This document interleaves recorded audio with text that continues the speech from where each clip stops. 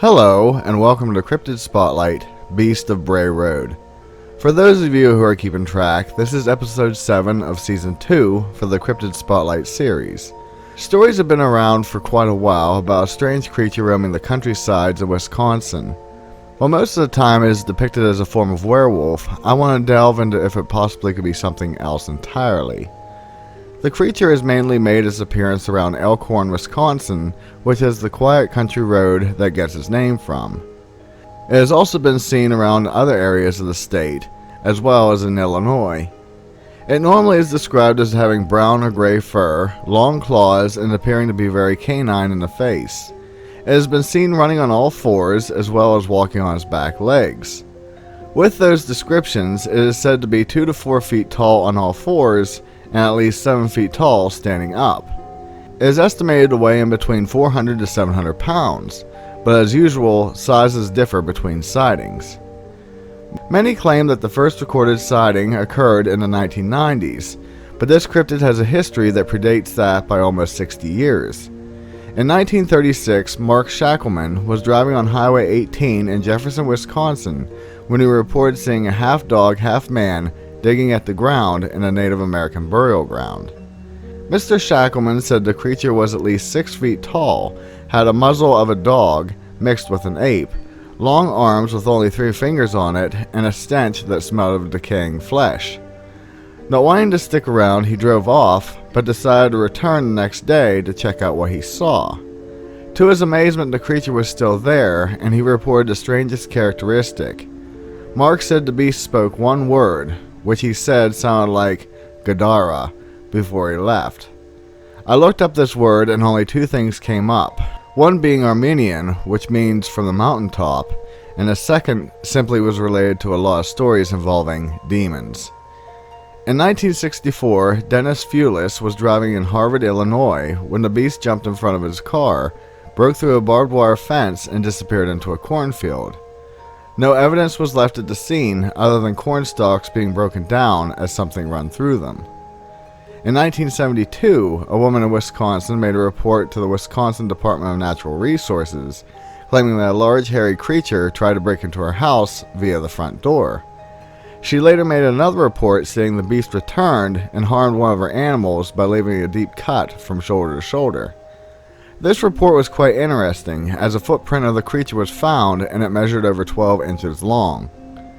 One of the most famous reports came from Dorothy Gibson in 1999, which I'll get to later. But after it was made public, a few people stepped forward with similar sightings from the same night, and even from a few years earlier. While some may rule out these people as chasing a story, one thing seems to emanate from all of them. That is, that most didn't think what they saw was extraordinary until Miss Gibson's depiction made them think about what they saw more carefully. In September or October of 1989, Scott Bray, who was a dairy farmer, claimed to have seen a strange large dog on his property. He said it was larger than a German Shepherd with pointy ears and black and gray fur. Scott followed the creature but lost sight of it near a rock pile. However, he did provide proof of it with the large footprints it left behind. On the same night, Russell Guest saw the same creature as Mr. Bray as it emerged from behind bushes walking on its hind legs. Russell said its walk was wobbly, as if it was uncomfortable being on 2 legs. He described it as having a wolf head and wide shoulders, but he assumed it was simply a wolf-dog hybrid. In the fall of 1989, Lori Andrizzi was driving along Bray Road when she encountered a beast kneeling alongside the road, eating something, oddly enough, with its palms up. She described it as having dark grayish-brown fur, a long wolf snout, pointed ears, long claws, and being very muscular. Interestingly, she said its body was very similar to a human being, but said its eyes glowed yellow even when light wasn't shown on them. In 1990, Mike Etten was driving along Bray Road and came upon something similar to what Miss Andrizzi saw. Mr. Etten claimed he saw a creature kneeling alongside the road, eating something with its palms up, and had dark fur, a long snout, and thick back legs. Originally he thought it might have been a bear, but after hearing about the other reports, he wasn't so sure he was right in assuming that. The most famous report came on October 31st of 1999 from Dorothy Gibson. The 18-year-old was driving along Bray Road when she claimed her car jolted in the air as if she had just run over something. Immediately she stopped and got out to see what had happened, but as she looked into the darkness, she saw a hairy creature moving quickly towards her. Terrified, she got back into her car and tried to get away, only to have the beast jump onto her trunk. Being it was wet out, the creature couldn't hold on and fell off. Miss Gibson claimed that later that night she returned with her friend after trick-or-treating and saw the beast alongside the road. This is one of the few cryptids that don't just keep sightings in the past, as the creature has been seen up until present day. Now, I can't fully make this video without at least mentioning the similarities between the Beast of Bray Road and the Michigan Dogman. Both cryptids carry such similarities, as well as being in close relation state-wise, that many have assumed that they are possibly the same being, or at the very least from the same species of animal that is yet to be officially accepted as existing. I do plan on making a video about the Michigan Dogman in the future, so I can go into that with a little bit more detail. While researching the Beast of Bray Road, I kept running across the same information that was quite confusing.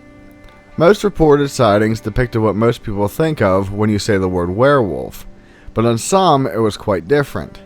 Some of these reports stated it looked something like a bear, or interestingly, the wahila, otherwise known as a bear dog, is mentioned. A predictable but still even odder explanation for what the creature was referred back to being a Sasquatch.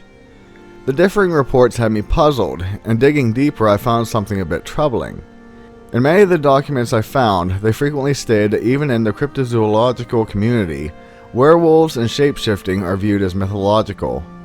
Reports of the nature of this topic are frequently broke down to exclude canine aspects as well as transformation, and fit the rest of the report into commonly known cryptids. This troubles me since people see what they see, and excluding any information is plain wrong. Finding this out, it finally explains how cryptids change over time, such as the Jersey Devil not having horns to suddenly growing them, and even in a more drastic change where we go from the chupacabra looking like this to this. Now that my tirade is over, I do want to mention that the Beast of Bray Road does have a few contenders for what it truly is. First and foremost, I'm not afraid to say that it seems to be a werewolf, but with that comes another variant. In that, I mean especially when you factor in the 1936 sighting, it fits perfectly with being a skinwalker. The location it was digging in and the fact that it spoke in a strange language leads me to personally believe that is what we're dealing with here. But I could be wrong. I do want to mention that according to some Native American lore, it is viewed as a form of Wendigo as well. So what do you think? Is this a species of werewolf, a living prehistoric bear dog, something else, or just the figment of people's imaginations? Let me know in the comment section below. If you haven't yet, please remember to like this video and subscribe to my channel for more topics along this nature. All support helps me out, especially with YouTube recently changing up how creators get recognized. Before I go, I wanted to ask your opinion on a few situations that have arisen. I normally put this type of thing in one of my channel updates, but not a lot of people watch those as much as my normal videos. Also, I know when I ask for opinions on future content, I normally am told to do whatever I want, but I seriously want to know what you think of this one. The first idea that I'm considering, due to a viewer's suggestion, is the possibility of making a versus battle, where I briefly go over 2 or more cryptids and pit them against each other to see who I would surmise to win a battle. I'd love to do this one, but since I can't animate, I'm not sure how interesting it would be. The second topic is one of my own personal vendettas. As of late, I have grown tired of a skeptic site known as Doubtful News and feel the need to publicly take them on. I have no issue with skeptics, but this site utilizes deceptive and abusive means to prove a point. I have read through quite a few articles where the actual person who runs the site actively puts down anyone who doesn't believe like them in the comment section with personal diatribe. Not only this, but they have a link known as the Baddies List that discredits paranormal sites based on hearsay and their own personal views, excluding facts. We are all free to our opinions, but a skeptic's role is to be proven that something exists with science fact, rather than this site's view of, I haven't seen it personally, so it isn't real regardless of science. Let me know if either of these interest you, and if so, should I try to make them for a different day of the week, or keep it as a Sunday only entry? With that, be safe, and I'll see you in the next one. Later.